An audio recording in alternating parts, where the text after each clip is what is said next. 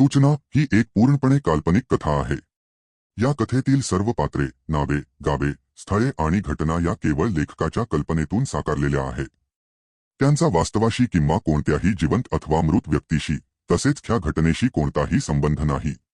असा कोणताही संबंध आढळल्यास तो निव्वळ योगायोग समजावा. एका अंधाया वाड्याची गोष्ट. कोल्हापूरची ती ट्रॅफिक, तो नेहमीचा गोंगाट. हे सगळं मागे सोडून लाल डब्याची एसटी जेव्हा राधानगरीच्या जंगलातल्या शिरगाव फाट्यावर थांबली ना, तेव्हा दुपारचे 3 वाजत आले होते. पण तुम्हाला सांगतो, शिरगावात पाऊल टाकलं ना की असं वाटायचं इथला सूर्य कधीच पूर्णपणे उगवत नाही. गावात कायम एक उदास, करड्या रंगाची सावली पसरलेली असायची.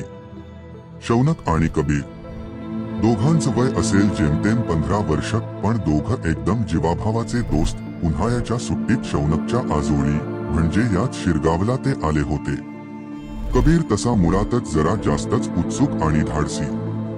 शहरातल्या सिमेंटच्या जंगलात वाढलेल्या कबीरला शिरगावची ती जुनी कौलारू घरं आणि निर्मनुष्य गल्ल्या खूप खुणावत होत्या. पण या सगळ्या गल्ल्यांच्या शेवटी एक अशी वास्तू होती जिच्याकडे शिरगावातलं कुत्रम सुद्धा चुकून फिरकायचं नाही. तो म्हणजे जुना इनामदार वाडा.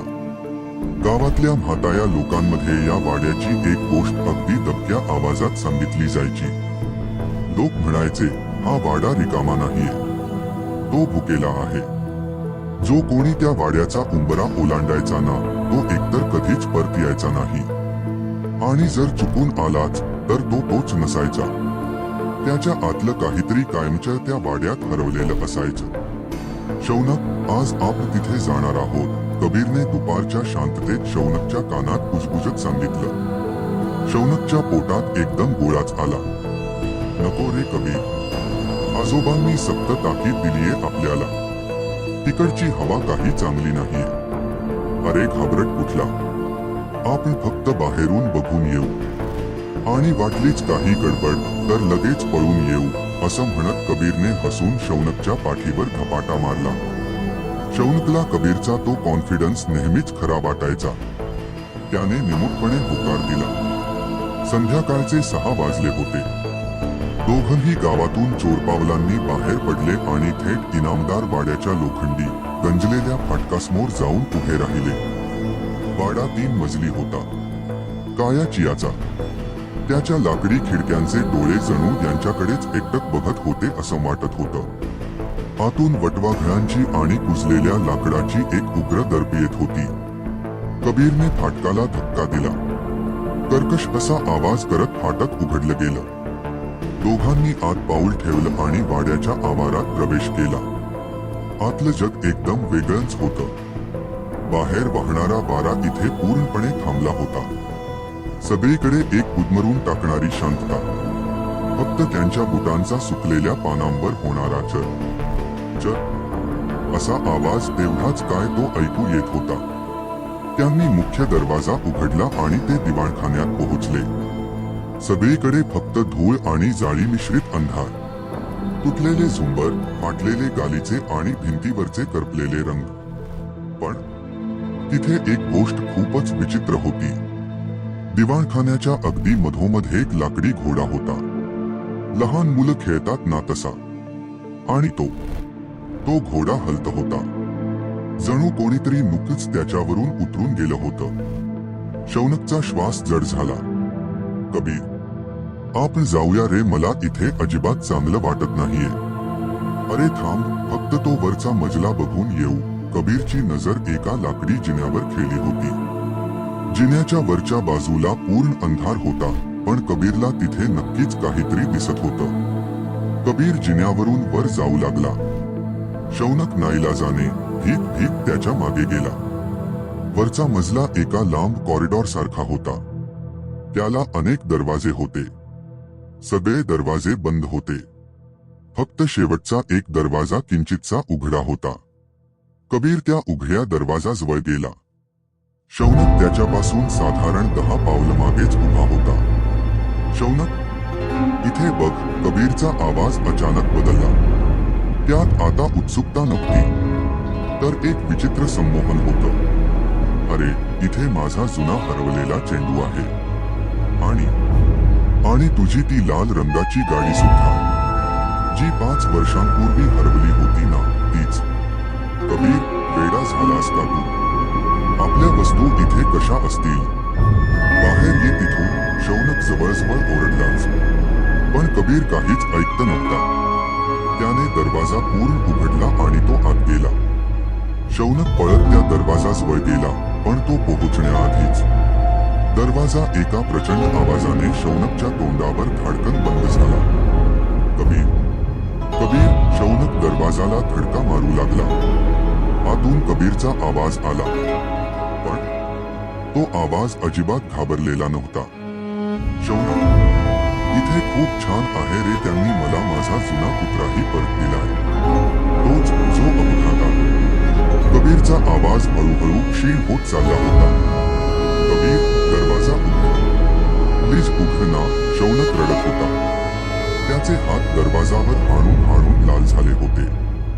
आणि मग आतून येणारा कबीरचा आवाज अचानक थांबला. काही सेकंदांची भयानक, जीवघेणी शांतता पसरली. आणि त्यानंतर जे ऐकू आलं ना, त्याने शौनकच्या नसांसातलं रक्त गोठलं.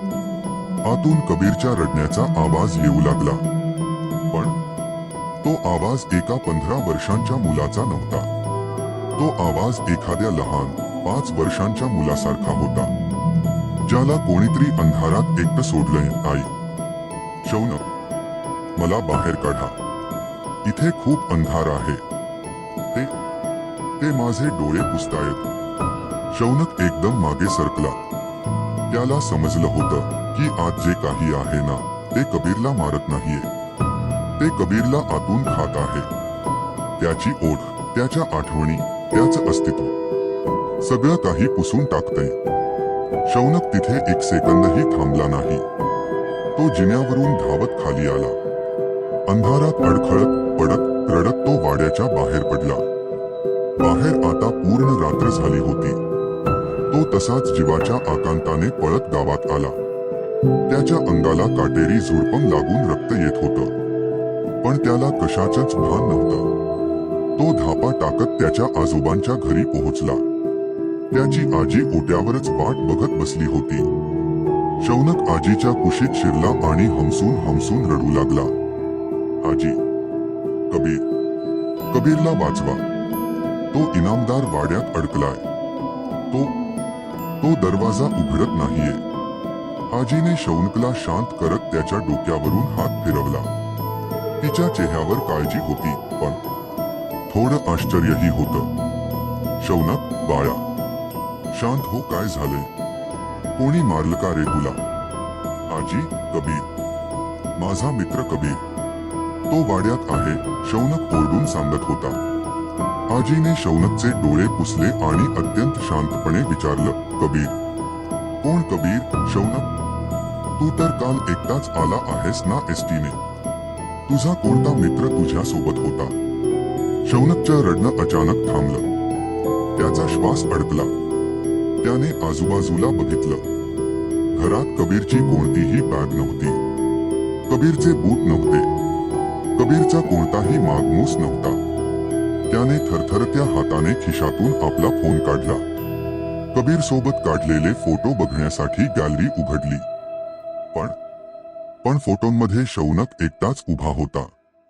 त्याच्या बाजूची जागा अगदी रिकामी होती. इनामदार वाड्याने कबीरला फक्त मारलं नव्हतं. त्या वाड्याने कबीरचा जन्म, त्याच्या आठवणी, त्याचे या जगातलं अस्तित्वच मुळापासून पुसून टाकलं होतं. संपूर्ण जगात आता फक्त शौनक असा एकमेव माणूस उरला होता, ज्याला कबीर नावाचा कोणीतरी मुलगा अस्तित्वात होता हे माहीत होतं. शौनक ओट्यावरच कोलमडून पडला. दूरवर त्या काळ्या अंधारात बुडालेल्या वाड्याच्या दिशेने वायाची एक झुळूक आली. त्या वायात कोणाचं तरी हसू होतं. एक अतिशय थंड, अमानवीय हसू. वाड्याची भूक आज भागली होती. पण शौनकचा खरा नरक आजपासून सुरू झाला होता. एक असा नरक जिथे तो एका अशा मित्रासाठी आयुष्यभर रडणार होता, जो या जगासाठी कधीच जन्माला आला नव्हता.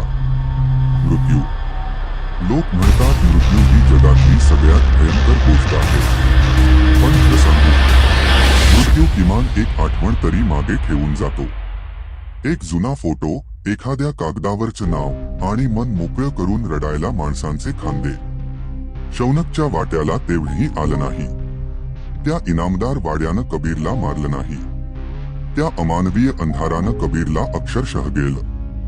त्याचा जन्म, त्याचा पहिला श्वास, त्याची या जगातली प्रत्येक ओळख, सगळं काही असं पुसून टाकलं जसं तो या जगात कधी जन्मालाच आला नव्हता. शौनकच्या डोळ्यांसमोर त्याचा जीवाभावाचा मित्र नाहीसा झाला आणि या जगासाठी तो फक्त शौनकच्या वेड्या मेंदूचा एक खेळ ठरला. विचार करा, तुम्ही रोज एका अशा माणसासाठी रडताय ज्याचं या जगात कधी अस्तित्वच नव्हतं असं हे जग तुम्हाला ओळखून सांगतंय. तो एकाकीपणा, तो मरत शौनक रोज जगतोय. आज शौनक 25चा झालाय, पण तो अजूनही शिरगावच्या त्याच फाट्यावर तासनतास एकटाच उभा असतो. तो हवेतल्या एका अदृश्य आकृतीशी बोलत असतो, जुन्या आठवणी काढून हसत असतो आणि कधी कधी तिथेच रस्त्यावर बसून पाय मोकळून रडत असतो. गावकरी त्याला वेडा म्हणतात. त्याच्या घरच्यांनीही आता आशा सोडली आहे, पण शौनकला माहिती तो वेडा नाहीये. कारण आजही रात्रीच्या त्या कायाकुट्ट शांततेत जेव्हा वारा त्या इनामदार वाड्याच्या दिशेने वाहतो ना, तेव्हा शौनकला एक आवाज स्पष्ट ऐकू येतो. तो आवाज एका 15 वर्षांच्या मित्राचा नसतो. तो एका 5 वर्षांच्या अंधारात एकट्या पडलेल्या लहान मुलाचा हुंदका असतो. शौनक, मला बाहेर काढ ना. मला खूप भीती वाटते इथे. कबीर तिथेच आहे, त्याच काळोखात, त्या बंद दरवाजाच्या मागे. तो मरण पावलेला नाही, तो फक्त हरवलाय. आणि तो इनामदार वाडा शांतपणे उघड्या खिडक्यांच्या डोळ्यांनी शौनकचीही वाट बघतोय. कारण वाड्याला माहित आहे, एक ना एक दिवस आपल्या मित्राला शोधायला शौनक पुन्हा तो उंबरा नक्की ओलांडणार.